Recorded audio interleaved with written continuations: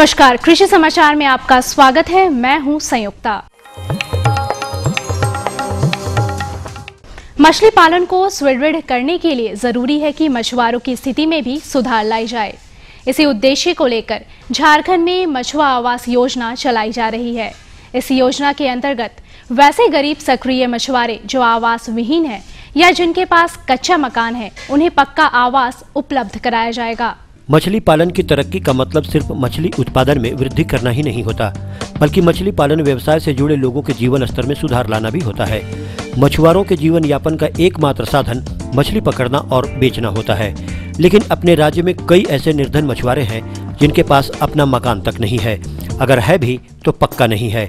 इन्हीं बातों को ध्यान में रखते हुए मत्स्य विभाग झारखंड सरकार द्वारा मछुआ आवास योजना लागू किया गया है।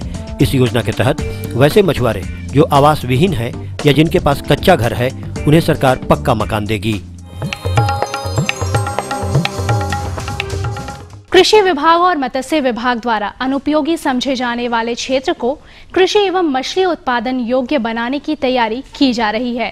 राज्य में 16,000 हेक्टेयर भूमि चिन्हित की गई है, जिस पर बहुत जल्द कार्य शुरू कर दिया जाएगा। साथ ही CCL, BCCL के गड्ढे पड़ी खाली जमीन में मछली पालन किया जाएगा।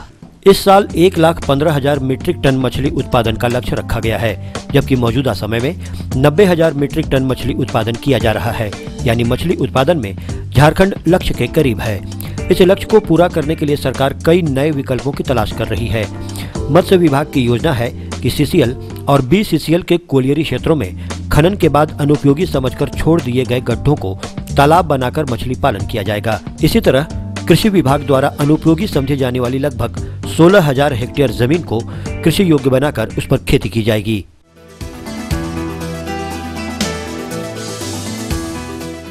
आलू के फसल में लगने वाला पिछेती झुलसा रोग फसल को बर्बाद कर देता है। इस रोग से आलू की फसल को बचाने के लिए 1.5 ग्राम डायथनम प्रति लीटर पानी की दर से घोल बना ले या ब्लू कॉपर 2 से 2.5 ग्राम प्रति लीटर पानी की दर से घोल बना ले और फसल पर छिड़काव करे। अभी आलू की फसल लगभग तैयार होने को है।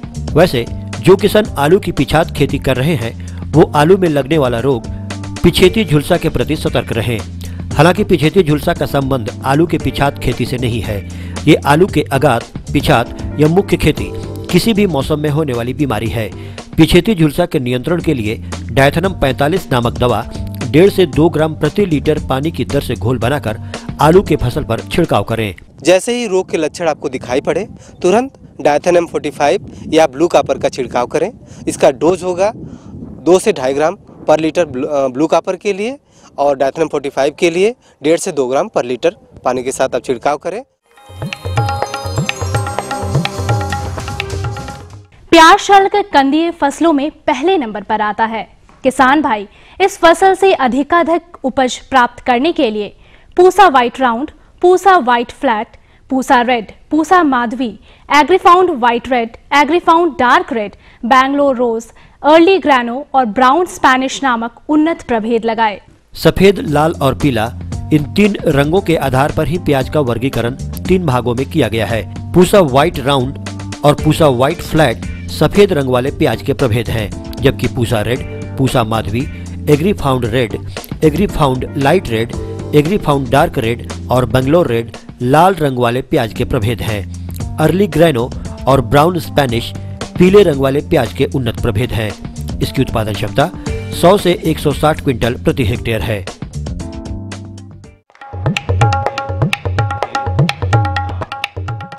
रीपर वो कृषि उपकरण का नाम है जिसके द्वारा अनाज फसलों की कटाई का काम किया जाता है। हंसिए की तुलना में इससे 60% मजदूरी की बचत तथा 60% संचालन खर्च में बचत होती है। किसान रीपर की मदद से बहुत कम समय में एक बड़े भूभाग में लगी फसल की कटाई कर सकते हैं। रीपर धान एवं गेहूं जैसे अनाज फसलों की कटाई का काम करता है।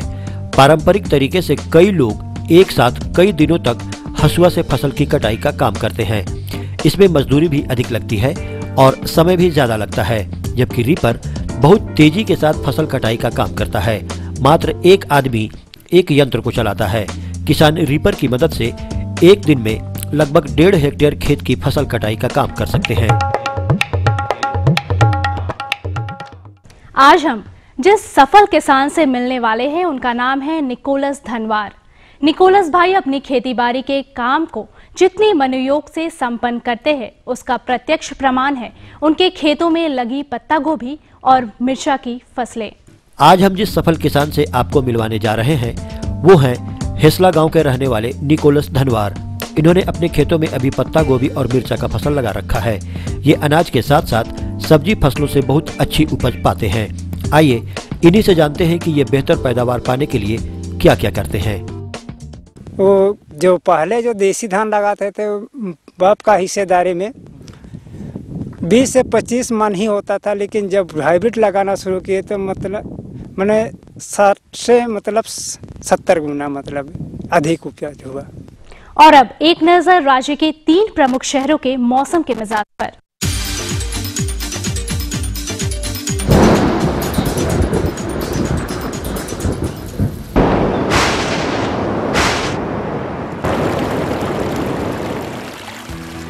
आज राज्य के 3 प्रमुख नगरों के दर्ज तापमान कुछ इस प्रकार हैं। रांची का न्यूनतम तापमान 13 डिग्री सेल्सियस और अधिकतम 23 डिग्री सेल्सियस। जमशेदपुर का न्यूनतम तापमान 15 डिग्री सेल्सियस और अधिकतम 25 डिग्री सेल्सियस। मेदिनीनगर का न्यूनतम तापमान 13.5 डिग्री सेल्सियस और अधिकतम 24.5 डिग्री सेल्सियस। और अब मंडी भाव में आइए नजर डालते हैं अनाजों के भाव पर।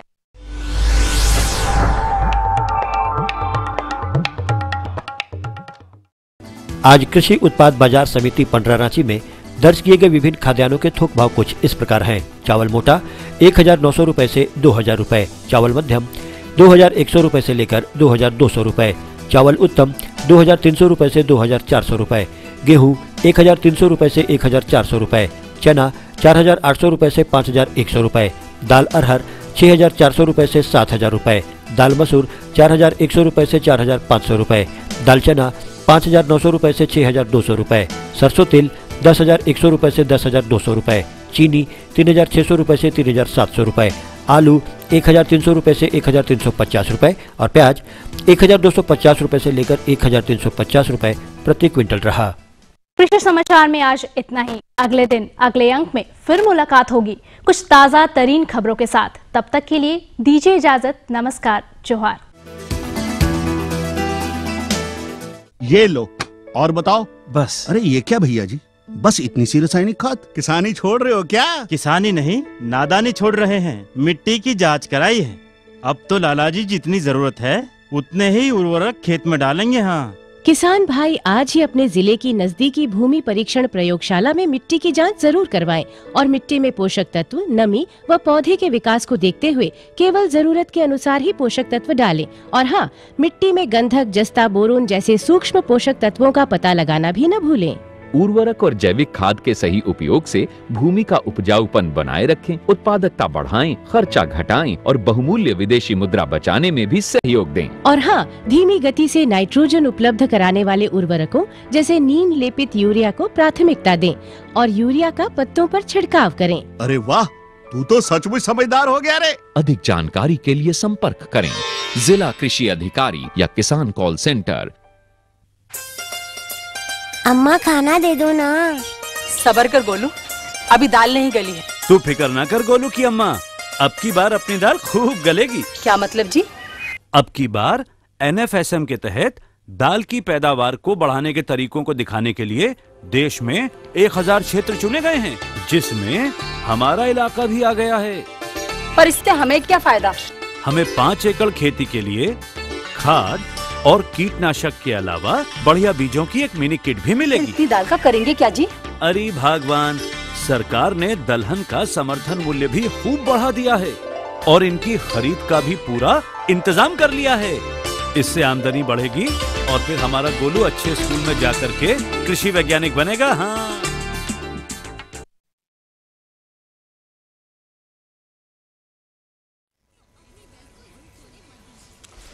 किसान भाइयों नमस्कार। कृषि दर्शन कार्यक्रम में आपका बहुत बहुत स्वागत है। किसान भाइयों, आज गुरुवार है और आज की शाम हम आपके लिए लेकर आते हैं जीवंत फोन इन का कार्यक्रम। किसान भाइयों, हम सभी जानते हैं कि उर्वरकों का प्रयोग खेतीबाड़ी के लिए ज़रूरी है। हम लंबे समय से जैविक उर्वरकों का प्रयोग करते आए हैं। समय के साथ साथ परिस्थितियां बदली, फसल चक्र में परिवर्तन आया, कई तरह के बदलाव आए, व्यावसायिक खेती की शुरुआत हुई और हम रासायनिक खादों का भी प्रयोग करने लगे। कई बार ऐसा होता है कि हम जानकारी के अभाव में उर्वरकों का असंतुलित प्रयोग कर देते हैं, जिससे खेत को काफ़ी नुकसान होता है और उस नुकसान की भरपाई हम नहीं कर पाते हैं। इसलिए ज़रूरी है कि आप जानें कि उर्वरकों का संतुलित प्रयोग कैसे किया जा सकता है। जी हाँ किसान भाइयों, आप ठीक समझ रहे हैं। आज के जीवंत फोन इन कार्यक्रम के तहत हमने जो विषय चुना है वह है उर्वरकों का संतुलित प्रयोग। और इस विषय पर बातचीत करने के लिए हमारे साथ हैं डॉक्टर SP सिंह, जो कि राज्य विपणन प्रबंधक हैं इफ्को में। सर, आपका हमारे इस कार्यक्रम में बहुत बहुत स्वागत है। नमस्कार। किसान भाइयों, आप उर्वरकों के संतुलित प्रयोग के संबंध में कोई भी जानकारी चाहते हैं तो हमारे विशेषज्ञ से सीधे सीधे बातचीत कर सकते हैं। तो नोट कीजिए हमारा फ़ोन नंबर। हमारा फ़ोन नंबर है 065122845553। तो आप जुड़िए, सीधे सीधे हमारे विशेषज्ञ से जानिए कि उर्वरकों का संतुलित प्रयोग कैसे किया जा सकता है।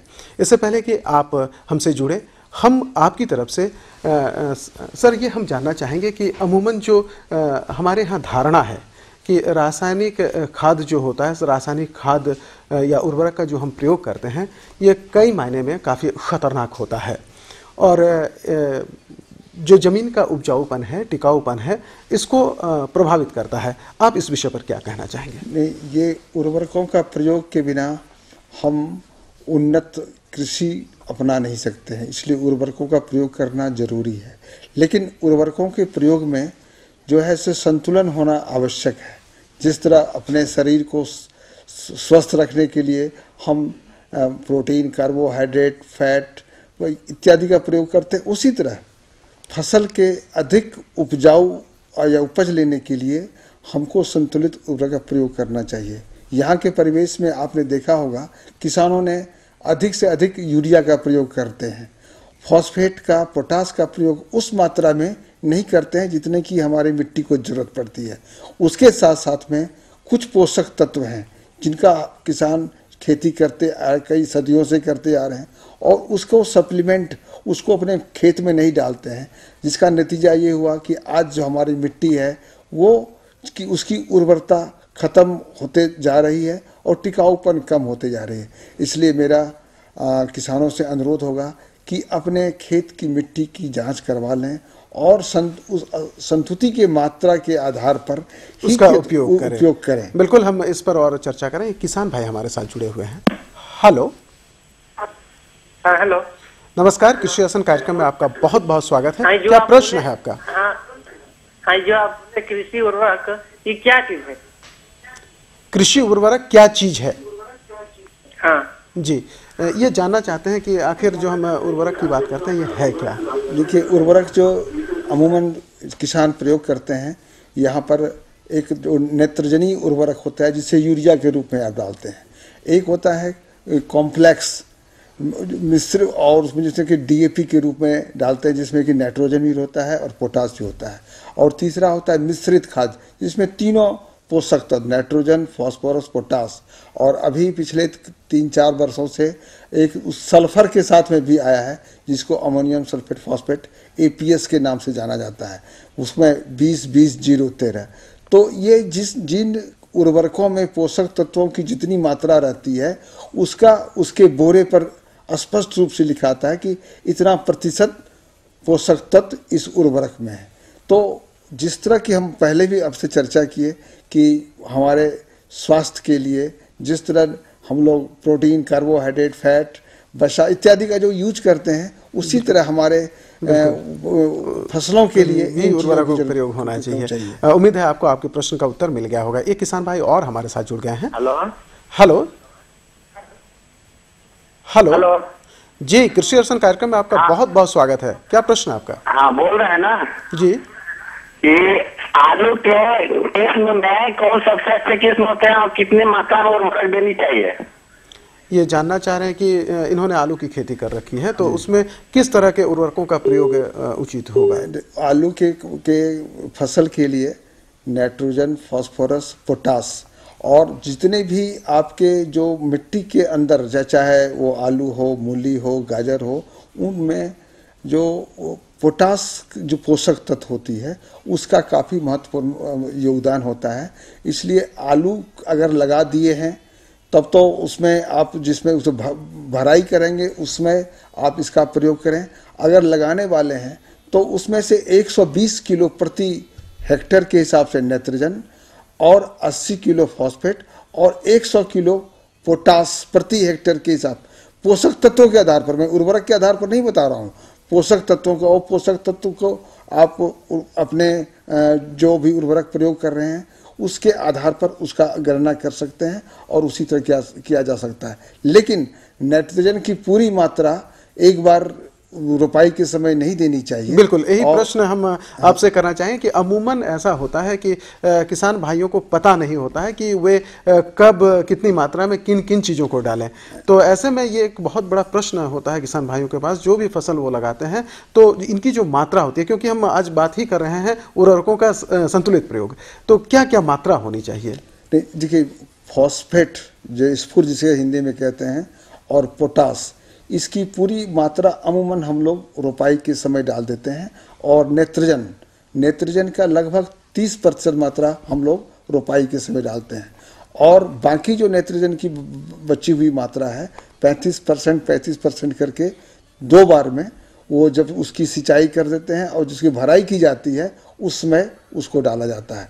लेकिन इसके अलावा एक नई चीज़ हम बताना चाहेंगे कि जल घुलनशील उर्वरक जो आई हुई है। बिल्कुल बिल्कुल ठीक कह रहे हैं आप। अमूमन एक बात जुड़ी हुई होती है किसान भाइयों के साथ कि जब वो प्रयोग करते हैं उर्वरकों का तो वहाँ पर सिंचाई की सुविधा अगर उपलब्ध नहीं हो तो काफ़ी नुकसान होता है। तो इस दिशा में बहुत सारी कंपनियां हैं जो उर्वरक बना रहे हैं जो कम मात्रा में जल लगे और प्रयोग उसका अच्छी तरह से किया। तो इस दिशा में क्या है जो जल घुलनशील आप उर्वरक की बात करें, ये है क्या? जल घुलनशील उर्वरक ऐसा है कि अभी पिछले करीब 2-3 सालों से ये प्रयोग में आई है और ये उर्वरक का कीमत मूल्य ऐसे देखने में बहुत महंगा लगता है, लेकिन अगर इसका प्रयोग करेंगे तो आपको बहुत ही ये सस्ता नज़र आएगी।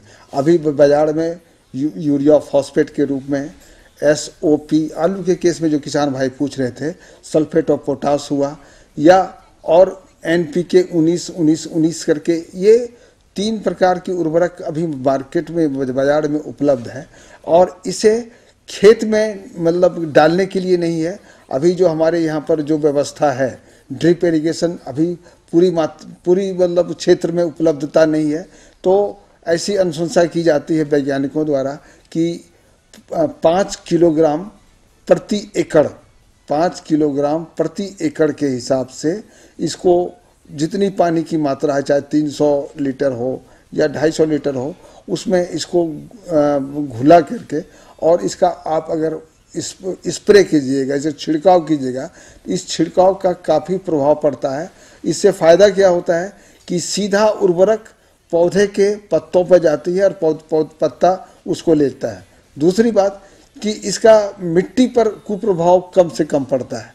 और तीसरी बात मैं ये बताना चाहूँगा कि अगर आपके पास में सिंचाई का सीमित साधन है, उस परिस्थिति में भी इसका प्रयोग बहुत ही लाभप्रद हुआ है। और आने वाले समय में मेरा जैसा विश्वास है कि किसानों को इस उर्वरक का प्रयोग करना चाहिए, जिससे उनके खर्च में कमी आएगी और मिट्टी पर इसका कुप्रभाव भी कम पड़ेगा। बिल्कुल, हम समझते हैं कि हमारे बहुत सारे ऐसे किसान भाई हैं जो इस तरह के उर्वरकों का प्रयोग करना चाहेंगे, लेकिन एक सवाल ये उठता है कि इस तरह के उर्वरक वो प्राप्त कैसे करेंगे? क्या बाजार में इसकी उपलब्धता है?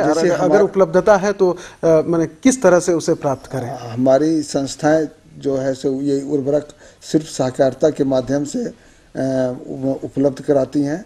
और अभी हाल फिलहाल में कोडरमा में कुछ ये इस तरह का यूरिया फॉस्फेट आई है। हालांकि बाज़ार में भी जो है सो इस तरह के जो जिसके बारे में मैंने पहले चर्चा की वो उर्वरक और निजी संस्थाओं द्वारा, निर्माताओं द्वारा उपलब्ध बाजार में है और इसमें उसके पैकेट में हर चीज़ स्पष्ट रूप से लिखा रहता है, कैसे प्रयोग करना चाहिए, कब करना चाहिए और कितनी मात्रा में करना चाहिए। बिल्कुल। एक किसान भाई हमारे साथ जुड़ गए हैं। हेलो हेलो हेलो, नमस्कार, कृषि आसन कार्यक्रम में आपका स्वागत है। क्या प्रश्न है आपका? सर मेरा टमाटर है, टमाटर जो है तो उसमें पत्ता जैसे सब उजला हो गया, उसमें क्या डालेंगे? अच्छा, ये इन्होंने टमाटर की खेती कर रखी है और वो पत्ता उजला हो रहा है। जी जी जी जी। तो मैं वो पत्ता जो उजला हुआ है वो दो कारणों से हो सकती है, या तो उसमें कीड़े लगे होंगे उसके कारण से, या उसमें कोई रोग व्याधि आई होगी उसके कारण। मैं इनको ये सलाह दूंगा कि जो उनके प्रखंड के नज़दीक के जो पौधा संरक्षण पदाधिकारी हैं उनके पास, या जिले के बगल में है तो जिला कृषि कार्यालय में जाकर के वहाँ के अधिकारियों से संपर्क करें और जो वो अनुशंसा करते हैं जिस रासायनिक दवा का, उसका प्रयोग करें तो इसका समाधान मिल जाएगा। डॉक्टर साहब, अमूमन जब हम उर्वरकों की बात करते हैं तो दिमाग में 2-3 बातें आती हैं, नाइट्रोजन, फास्फोरस और इस तरह की बातें आती हैं। कई बार हम सूक्ष्म पोषक तत्वों की बात करते हैं, तो ये सूक्ष्म पोषक तत्व क्या होते हैं और किसान भाई इसका उपयोग किस तरह से खेतों में करें? मैं एक चीज़ समझाना चाहूँगा कि सूक्ष्म पोषक तत्व उसी तरह होता है जिस तरह हम लोग दाल खाते हैं, सब्जी खाते हैं, अगर उसमें हम नमक नहीं दें तो वो बेस्वाद हो जाता है। तो सूक्ष्म पोषक तत्व का ही बहुत बड़ा रोल है फसल उत्पादन में और इसका प्रयोग किसान को अब करना अनिवार्य हो गया है। तो अभी जो हमारे बिरसा कृषि विश्वविद्यालय में जो रासायनिक मैं इस बात को रखूंगा। एक किसान भाई हमारे साथ फोन लाइन पर जुड़े हुए हैं। हेलो हेलो जी, स्वागत है आपका कृषि आसन कार्यक्रम में। क्या प्रश्न है आपका? हाँ, पपीता का पेड़ लगाए हुए हैं तो सब फले झड़ जाता है। अच्छा, इन्होंने पपीता की खेती कर रखी है और अमूमन फल झड़ जाते हैं, तो किस तरह से इसका समाधान वो करें? पहले तो मैं इनको ये सलाह दूंगा कि पपीता की जो उन्नत प्रभेद की किस्में हैं जिसमें ये फल झड़ने की समस्या नहीं आते हैं, उन प्रभेदों का चुनाव करें। और उसके साथ साथ में कि वो जो पौधा संरक्षण केंद्र जिसके बारे में मैंने चर्चा की, वहाँ के अधिकारियों से संपर्क करने से इसका जो है समाधान इनको सही रूप से मिल सकता है। बिल्कुल। तो अगर किसी पोषक तत्व की कमी है तो इसकी भी जानकारी उनको वहाँ से मिल जाएगी।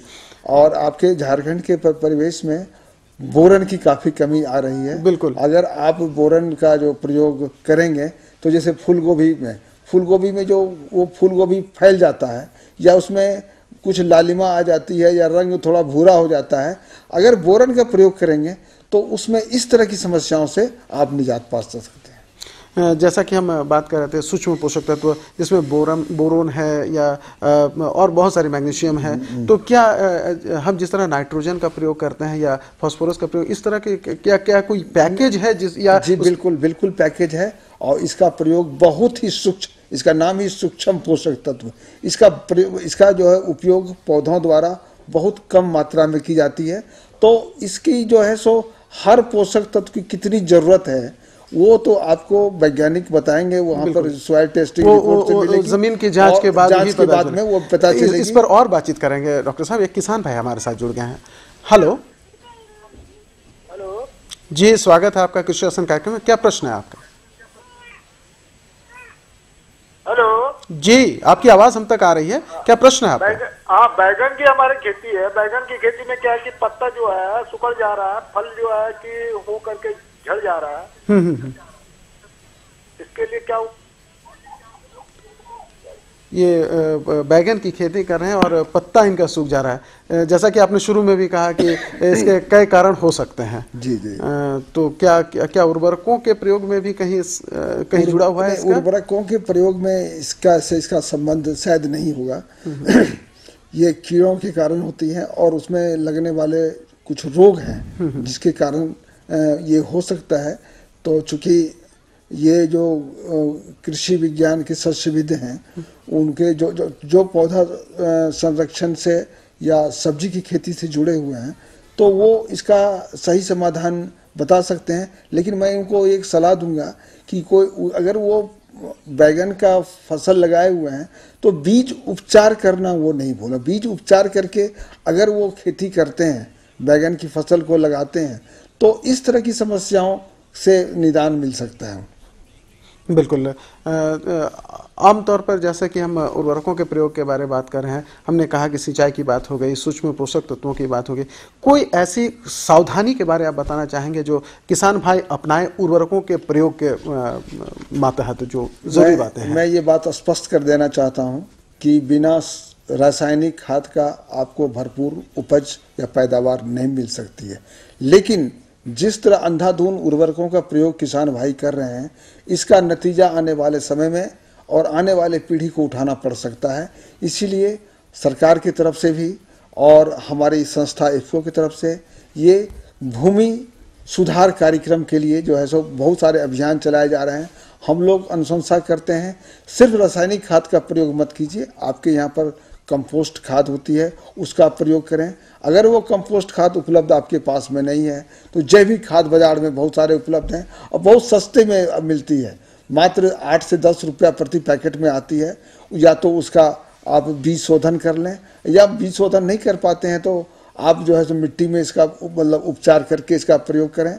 और हर फसल के बाद में एक दलहनी फसलों का लेना सुनिश्चित करें। बिल्कुल, फसल चक्र की जो बात आती है, उसमें एक दलहनी फसलों का लेना जरूरी है, जिससे आपके खेत की उर्वरता कायम रह सके। उसके साथ साथ में अभी हम लोगों ने एक अभियान चलाया है कि मृदा जीर्णोद्धार। तो धान के खेती के पहले हम सभी किसानों को कहते हैं कि थोड़ा ढैंचा का प्रयोग कीजिए, और धान की रोपाई के 10 दिन पहले ढैंचा को पलटने वाले हल से मिट्टी में मिला दीजिए, जिससे कि आपके फसल खेत को हरी खाद उपलब्ध हो जाए और जिससे आपके खेत की टिकाऊपन और जो आपके उपज में काफ़ी बढ़ोतरी मिल सकती है। तो जो किसान भाई जैविक प्रयोग करना चाहते हैं, जैविक खादों का प्रयोग करते हैं, उनको आप किन तरह के जैविक खादों का प्रयोग करने की सलाह देंगे? देखिए, जो कि दलहनी फसल लगाते हैं उसमें एक राइजोबियम जैविक कल्चर होती है, वो भी जैविक खाद है। जैविक खाद नहीं है बल्कि उसका उपयोग नहीं, उसमें है क्या कि वो एक तरह से बैक्टीरिया उसके अंदर रहती है। वो बैक्टीरिया क्या करती है कि वातावरण से वो नाइट्रोजन को अवशोषित करता है और पौधे को उपलब्ध कराता है। तो वो जो राइजोबियम है जो दलहनी फसलों की जड़ में होती है, उसमें छोटी छोटी गांठें होती है। तो वो समझिए एक नाइट्रोजन का कारखाना उस दलहनी फसलों के साथ में है। तो वो बैक्टीरिया उस नाइट्रोजन को उपलब्ध कराता है। उसी तरह से फॉस्फेट सोल्यूबल पीएसबी कहते हैं, फॉस्फेट सोल्यूबल बैक्टीरिया होती है जो कि मिट्टी में जाने के बाद में जो फॉस्फेट जैसा आप जानते हैं कि चिपक जाता है मिट्टी से, तो उससे रासायनिक क्रिया करके उस फॉस्फेट को मिट्टी से छुड़ा देता है। बिल्कुल, रासायनिक उर्वरकों के साथ साथ जैविक उर्वरकों का प्रयोग भी काफी लाभदायक हो सकता है किसान भाई के लिए। एक और बहुत महत्वपूर्ण प्रश्न है, झारखंड की जो मिट्टी है, इस संदर्भ में जो उर्वरकों का किसान भाई प्रयोग करें तो किस तरह के उर्वरकों को ज़्यादा महत्व दें और कितना लाभ हो सकता है उसका? ऐसा है कि यहाँ की जो है सो करीब 72 से 75% जो खेती है, जो मिट्टी है, जो भूमि है, वो अम्लीय है। और एक पीएच मान होता है, जैसे आप जानते हैं, वो पीएच मान 7 से नीचे होता है। हाँ। तो वो फसल के लिए बहुत खतरनाक होती है।